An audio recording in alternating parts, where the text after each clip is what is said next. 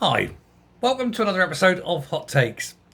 There is no situation that is so extremely awful and bad that simply adding Labour to the mix won't make it worse. And that's exactly what's going to happen.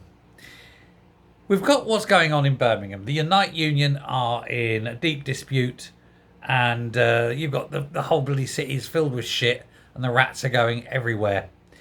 Well, it's going to get worse because the same people that are responsible for Birmingham, Veolia, they took that contract on that the union are now in dispute with.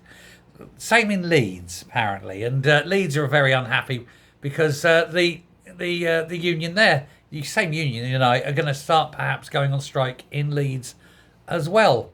Now, because they are currently two separate disputes, they're allowed to do this and have two separate strikes, one there and there.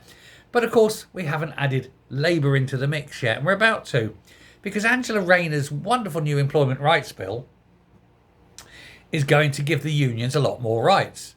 Well, of course, the unions pay her £10,000 a year for exactly that sort of thing. And of course, what they're going to allow is basically the reverse of all the union laws. So yes, flying pickets, coming out on strike, coming out in solidarity and things like that. And so where you have a local strike in Birmingham could become a national strike because, hey, why not? Labour, of course, are going to shoot themselves with the foot with this because, as bad as it is at the moment, imagine how bad it's going to look for the Labour Party if every bin man up and down the country goes on strike. And everyone will look and think, 1979 all over again, the winter of discontent, made glorious by this son of Starmer. Well, that's exactly what's going to happen. She's pushing these through, this employment rights bill through. She's saying resetting industrial relations. Yeah, resetting it to the early 1970s. How long before we have blackouts? How long before everything grinds to a halt? Not long, I suspect. And that's the problem. And Britain will sink into an absolute shithole.